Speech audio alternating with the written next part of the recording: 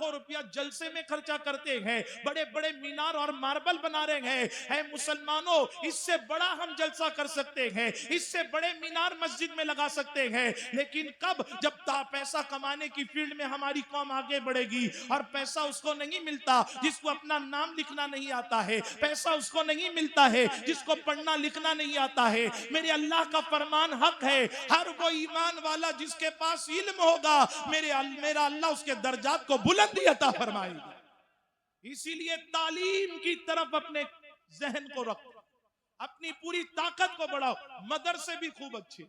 ये समझाना चाहूंगा, इस गांव में और अक्सर देहात गांव में लोग बकरे और बकरियां बहुत पालती है। मेरी कौम के बुजुर्ग बैठे हुए, इनसे पूछे, बकरी के सामने आप चिकन लेग पीस रखो, खाएगी? मुर्गी की टांग बकरी खाएगी? बड़े का गोश्त रखो, खाएगी? लेकिन सूखी रोटी रख दो, घास रख दो, चना रख दो, बासी हो तो भी खा लेगी। बकरी खाना चाहिए। मेरी बच्चियों को क्यों नहीं पता है कि किसके साथ निकाह कर कर जाना चाहिए और किसके साथ नहीं जाना चाहिए? अरे तुमको पसंद करना है तो क्या ये मेरी कौम के नौजवान सीना चौड़ा रखने वाले क्यों ना पसंद हो? अगर पसंद करना है तो एक जुमले में कह दूं, उसी को पसंद करना जो अल्लाह और उसके रसूल को पसंद किया करता। किसने मना किया पसंद करना? लेकिन शरीयत के दायरे में रहकर पसंद करो। देखो कंपटीशन हो रहा है, हमारे बच्चे किसका कंपटीशन करते हैं? पबजी का, फ्री फायर का, व्यूवर्स का, क्रिकेट में रन बनाने का। इमाम हसन और इमाम हुसैन पाक का कंपटीशन चल रहा है कि अच्छी हैंडराइटिंग में कौन अच्छा लिखता है, कौन अच्छी है, किसकी अच्छी हैंडराइटिंग। दोनों भाइयों ने लिखा और लिखने के बाद अम्मी के पास पहुंचे, अम्मी देखो हमने दोनों ने लिखा है, काश हमने अपने बच्चों को सीरत पाक का ये वाकया सिखाया होता। आज बड़ी माजरत के साथ निकाह की किसी तकरीबात महफिल में हम लोग जाते हैं, वकील बनने का, गवाह बनने का हर एक को शौक है, लेकिन इमाम साहब कहते हैं साइन करो तो सबसे पहले हजरत आप ही पहन दो, हाथ में सोने की अंगूठी है, कोट टाई पहने।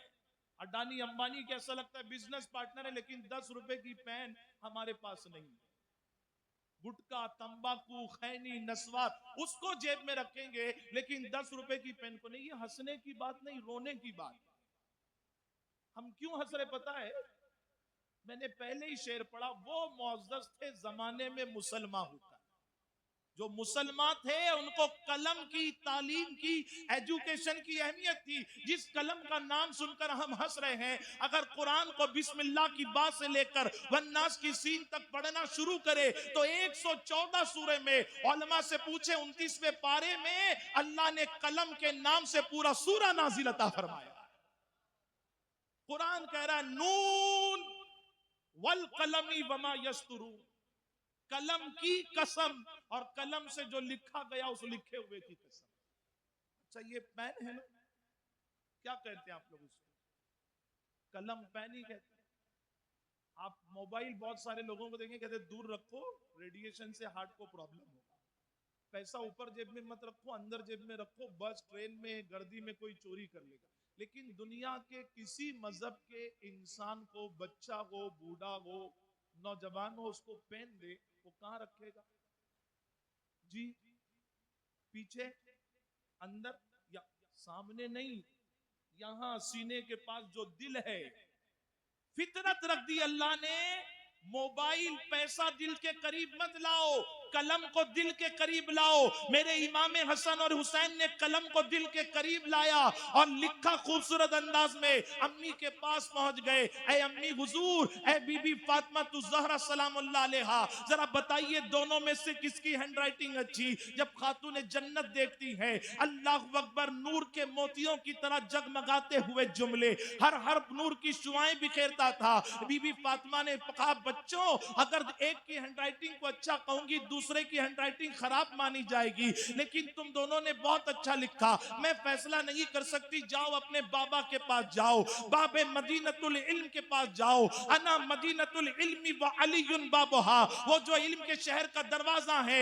हसनैन करीमैन पहुंचते हैं, अब्बा हुजूर जरा बताइए किसकी हैंडराइटिंग अच्छी है। देखा कि मोतियों से ज्यादा जगमगाने वाली हैंडराइटिंग, आप भी फैसला नहीं कर पाए। अर्ज करते हैं कि नाना जान के पास जाओ, नाना जान भी देखकर हैरत में है, दोनों ने कितना खूबसूरत लिखा है, हर चमकता हुआ नजर आता है, एक को अच्छा कहे तो दूसरा कहीं नाराज ना हो जाए। का बेटो नवासो रुक जाओ, फैसला जिब्राइल करेंगे। जिब्राइल अलैहिस्सलाम अल्लाह से अर्ज करते हैं, अल्लाह दोनों ने बहुत खूबसूरत लिखा, किसकी हैंडराइटिंग को अच्छा कहो। रब ने फरमाया, जिब्राइल जन्नत में जाओ, एक सेब या एक मोती लेकर जाओ, दोनों की तख्तियों को नीचे रखना और उछाल देना, जिसकी तख्ती पर सेब या मोती गिरेगा फैसला हो जाएगा।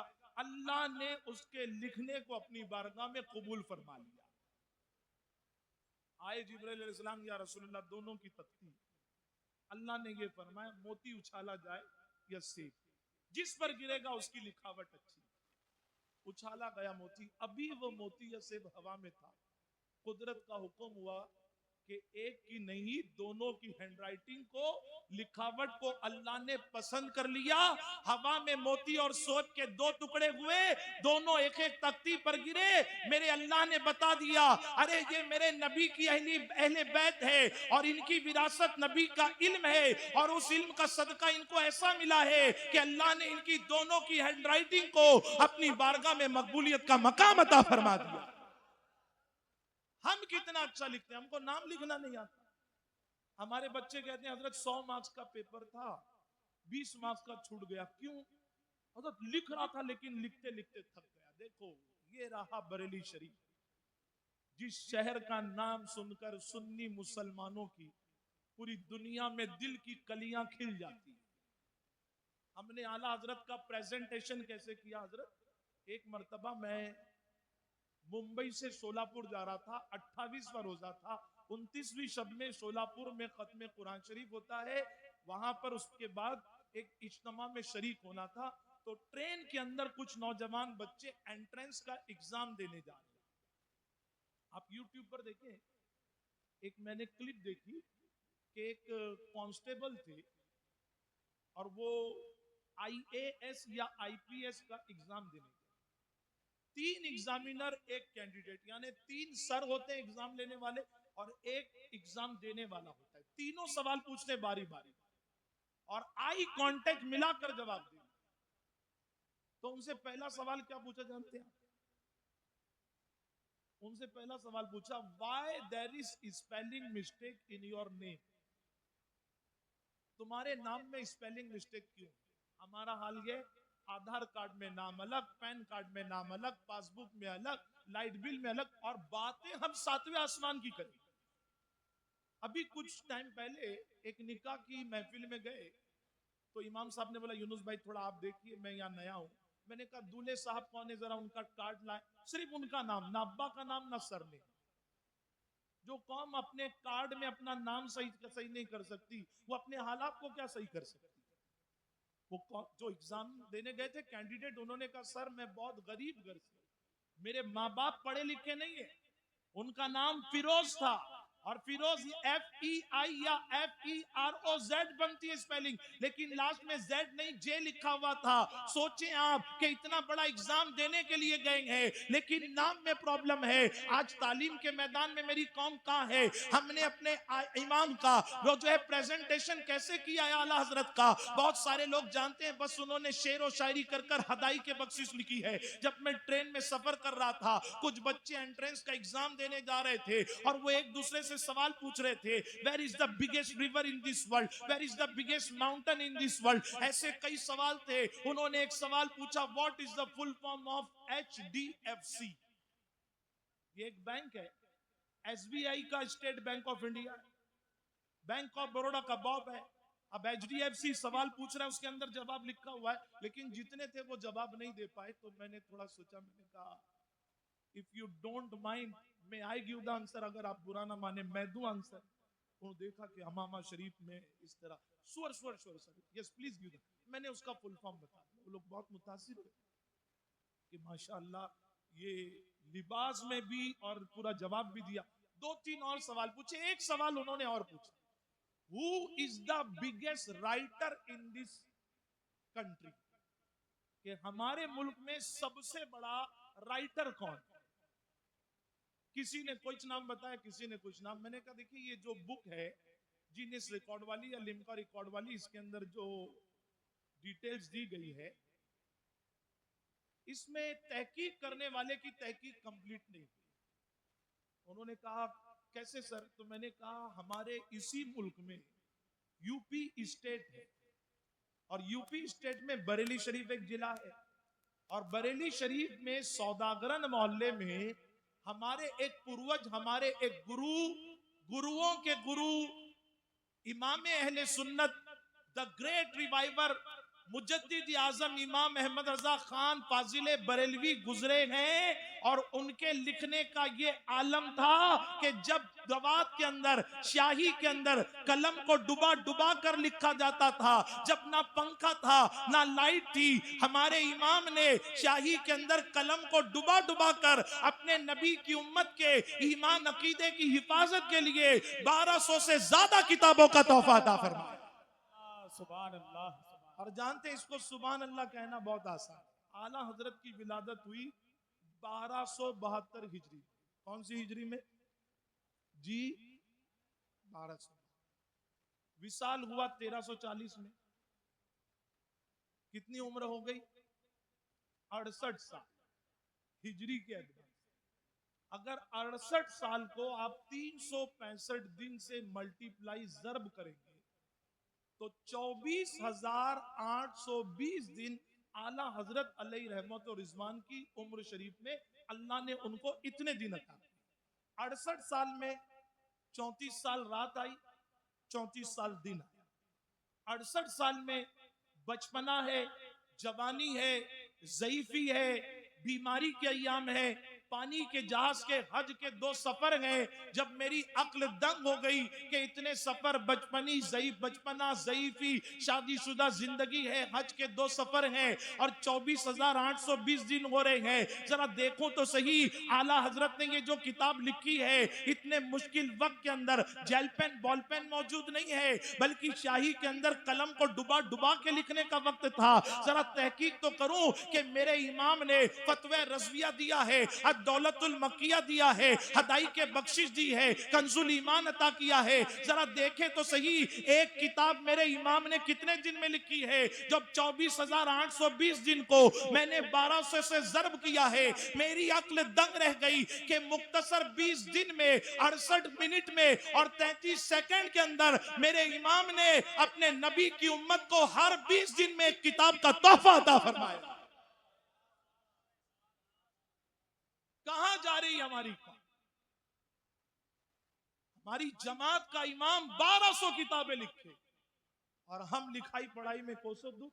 देखिए हर चीज को हम तकलीफ को बर्दाश्त कर रहे हैं, लेकिन कई गांव में जाते हैं, छोटे छोटे बच्चे, कोई गैरेज पर काम कर रहा है, कोई चाय की होटल पर टेबल पहुंच रहा है, हम लोग कह रहे हैं बेटा जाकर टेबल पहुंच ले।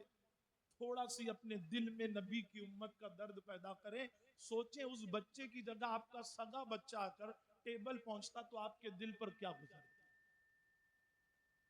मैंने एक बच्चे से पूछा बेटा आप स्कूल जाते हैं कि नहीं? उस दिन से आदत बना ली कि जितने बच्चे हमारी कौम के मिलते हैं या गैर कौम के भी मिलते हैं, मैं बच्चों से जरूर पूछता हूं कि बेटा आप स्कूल जाते हैं, और मुसलमान है तो उससे पूछता हूं मदरसा जाते हैं। कभी कोई बच्चा नहीं कहता है तो मेरी रूह और मेरा जमीर कांप जाता है। एक बच्चे से पूछा बेटा आप स्कूल क्यों नहीं जाते हैं? अब्बा का इंतकाल हो गया, 3 जवान बहनें हैं, अम्मी को किसी के बर्तन मांजने भेजूं, बहनों को मॉल में भेजूं, कैटरिंग के काम में भेजूं, मेरा जमीर इजाजत नहीं देता। इसीलिए मैंने पढ़ाई छोड़कर गैरेज का काम किया और अभी मैकेनिक बन रहा हूं धीरे धीरे, ताकि मेरे घर का खर्चा चले। आज लाखों रुपया जलसे में खर्चा करते हैं, बड़े बड़े मीनार और मार्बल बना रहे हैं। ऐ मुसलमानों, इससे बड़ा हम जलसा कर सकते हैं, इससे बड़े मीनार मस्जिद में लगा सकते हैं, लेकिन कब? जब पैसा कमाने की फील्ड में हमारी कौम आगे बढ़ेगी। और पैसा उसको नहीं मिलता जिसको अपना नाम लिखना नहीं आता है, पैसा उसको नहीं मिलता है जिसको पढ़ना लिखना नहीं आता है। मेरे अल्लाह का फरमान हक है, हर वो ईमान वाला जिसके पास इल्म होगा, मेरा अल्लाह उसके दर्जात को बुलंदी अता फरमाएगा। इसीलिए तालीम की तरफ अपने जहन को रखो, अपनी पूरी ताकत को बढ़ाओ। मदरसे भी खूब अच्छे। अभी मैं आपकी मस्जिद में गया, जो हाल देखा है ना, बयान करूंगा तो यूट्यूब पर कहां के लोग सुन रहे हैं, इस गांव की कोई बदनामी ना हो। लोगों का घर देख रहा हूं इतने बड़े बड़े महल के जैसे, और मस्जिद देख रहा हूं तो उसका तहारत खाना सब आपको जानते हैं। मैं तो पहली बार आया, आप तो हमेशा अपनी मस्जिद में जाते हैं। कहां हमारी दौलत खर्च होती है। स्कूल हमारे पास नहीं है, रिसर्च सेंटर नहीं है। जानते हैं सैयद अमीन साहब आने वाले हैं, लोग बहुत अच्छा मुकर्रिर समझते, यकीनन है। अरे ये उन्हीं की तकरीर है कि हमारे जैसे निकम्मों को हमारे अमीर उलमा अहले सुन्नत सैयद अमीनुल कादरी साहब, सादिक रज़वी साहब, ये वो मुकर्रीन है कि जिनकी तकरीर सुनते सुनते हम नीचे बैठने वालों को भी अल्लाह ने यहां पहुंचा दिया। लेकिन इनकी तकरीरों में वो तासीर क्यों है? क्योंकि ये सिर्फ बयान करने वाले लोग नहीं, मैदान अमल में उतरकर काम करने वाले लोग। सादिक रज़वी साहब कई एजुकेशनल ट्रस्ट के, किसी के प्रेसिडेंट, किसी के कुछ है। और सैयद अमीनुल कादरी साहब हेरा इंग्लिश हाई स्कूल के चेयरमैन। मैंने सैयद साहब से कहा, हुजूर मेरी दिली तमन्ना है, काश हमारी कौम के पास एक रिसर्च सेंटर हो। एक साइंटिस्ट था तो पूरे मुल्क ने, हर मजहब वाले ने उसको अपने सर का ताज बनाया। आज कमी यहां पर है। देखो हलाक कौन क्यों हो रही है पता है? गालिबन तफसीर राजी में इसको नकल किया गया है। क्यों हलाक हो रहे इसको नहीं समझेंगे, हलाकत पर रो जरूर है। हमारे नबी ने फरमाया सल्लल्लाहु अलैहि वसल्लम, कुन आलिमन औ मुतालिमन औ मुस्तमियन औ मुहिब्बन, हो सके तो आलिम बनो। और आलिम बनने से